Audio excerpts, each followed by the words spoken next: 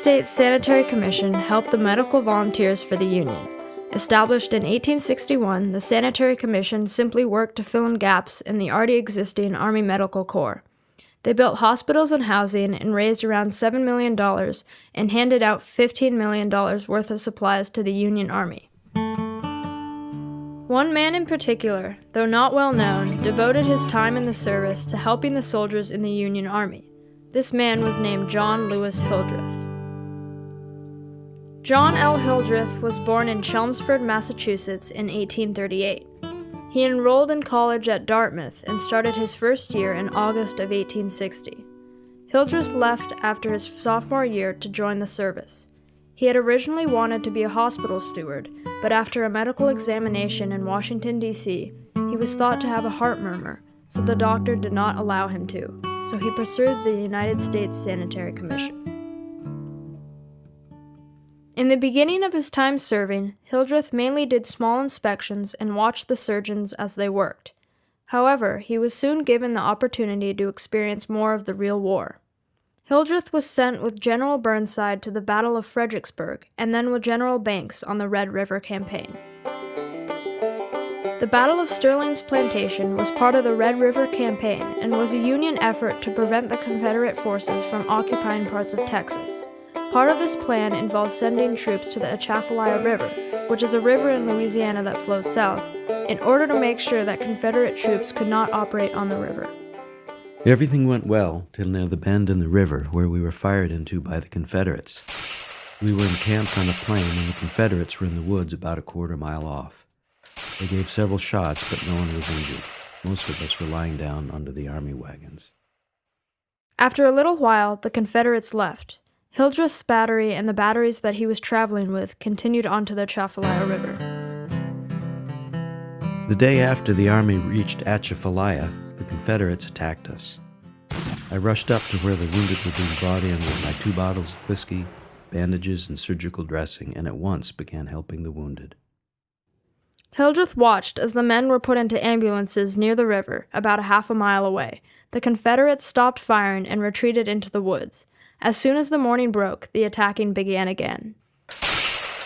I was eating my breakfast, which was finished in short order, and I, with my medical supplies, was sent to the front.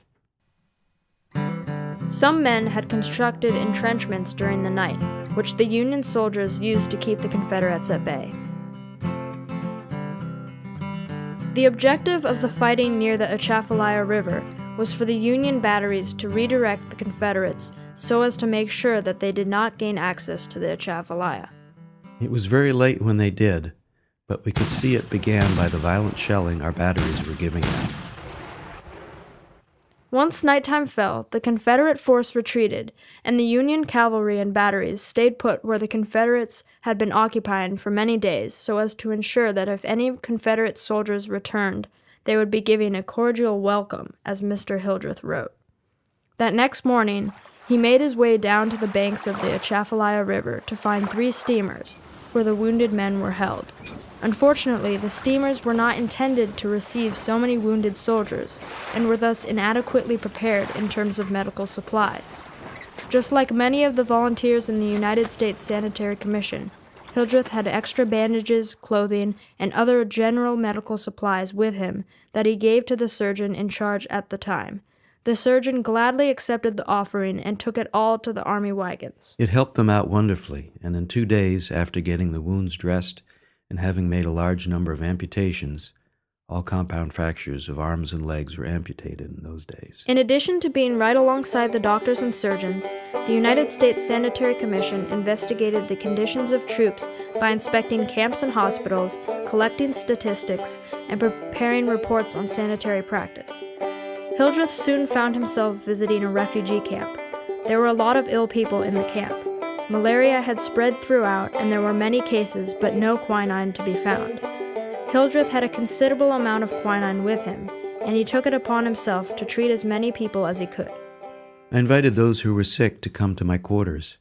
In the first lot, there were about 30. I had powdered quinine in 1-ounce bottles.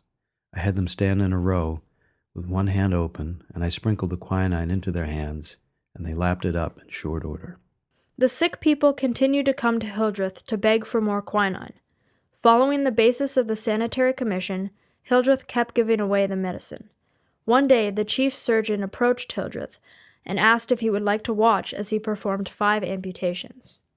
I asked if they would be likely to save any of them.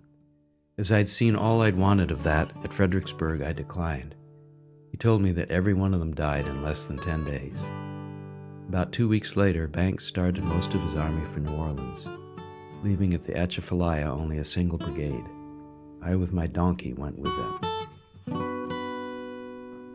After going on a few more missions to inspect the conditions of hospitals and treat soldiers with diseases, John Hildreth got diphtheria in 1864 and did not recover fully. He was therefore forced to leave service in 1865 and go home.